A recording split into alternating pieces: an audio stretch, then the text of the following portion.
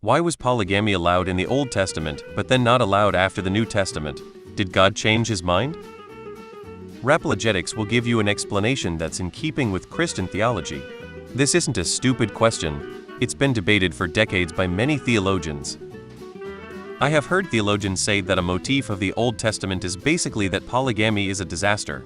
So yes, it's depicting polygamy, but it's not exactly endorsing it. I give that helpfully answers your question. Yeah, that's kinda the whole thing about the New Testament existing in general. The Old Covenant was fulfilled and a new rule book was implemented. Basically the equivalent of renegotiating a lease after the first one is up. God didn't write that book. While the Old Testament depicts polygamy, it doesn't endorse it. Most of the people depicted in the Bible are ordinary flawed people. In fact, God typically used flawed people to enact his will because the whole point of God's will is for all people, and all of us are flawed too. So you will often see people in the Bible acting less than ideal. But that doesn't mean those acts were good. However, unlike other acts, polygamy wasn't explicitly condemned in the Old Testament. This is likely because God understands the concept of the lesser of two evils.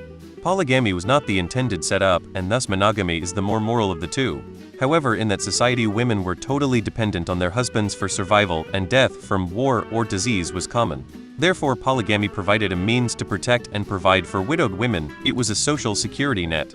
The suffering of widows took precedent over the intent for monogamy, and therefore polygamy was not explicitly condemned.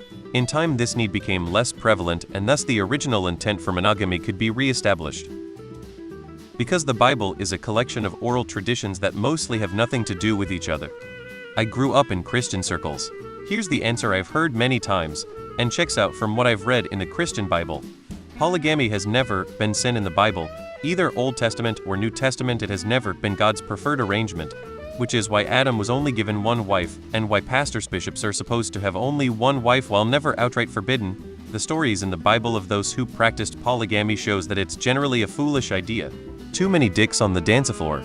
The different people who wrote the books were thousands of years apart, so each version had its own new quirks. Often passages were simply changed to make the overall picture make more sense, but with big new additions like Christianity coming about, there was so much change needed that over time only smaller parts were actually changed. At the time of Christianity, it was also more organized already, so it wasn't as easy as to just change it and pretend that it was always like this, because people actually had copies to fact-check. So the official canon is that God just changed his mind and became a better person after absolving all humans from sin through his son Jesus, who also is himself according to Christianity. I myself personally have faith, but I also recognize that if the Bible is given through an Almighty, it was still written by man, who was influenced by his surroundings and era. And if we have free will, then a creator wouldn't force anyone to act in a strictly particular way. So the Bible has to have some outdated and distasteful concepts along with the good. I also don't like taking the Bible literally at its word, because doing so blinds you to the world around us. You have to outright reject most of modern science, which is dangerous if not just willingly ignorant. Purely from a historical perspective, these are stories and texts that were developed by an ethnic group from over 3,500 years ago, and then repeatedly rewritten, reinterpreted, and combined with other stories and texts over the course of millennia to arrive at something approaching a consensus format. Over the course of that period, the groups of people who used and built upon those stories and texts developed new technologies, new ways of organizing themselves, encountered other societies, developed new social technologies, and of course split up, conquered each other, conquered and were conquered, etc. Needs changed, so the texts and stories changed to reflect those newer needs. The remarkable nature of the Hebrew Bible isn't its theology, but its persistence and longevity. It's a rare insight into the evolution of a culture over thousands of years. I'm not religious, but have always been interested in history and religious history. First off, religious texts were not written in any modern language, so over translations there is the assumption, so meaning has been changed or lost. There is also the fact they were written by man and not God, Jesus or any prophet, so even assuming everything written is true, it would kind of be like a game of broken telephone played over centuries. For the Bible, specifically the Old Testament, is the Torah, Jewish religious text. It is the old laws, the angry, vengeful God laws. When Jesus came, the purpose was to free mankind from the law Torah and bring on new rules and more loving God. So Christians should not be following the teachings of the Old Testament, as Jesus died to rid his followers of them.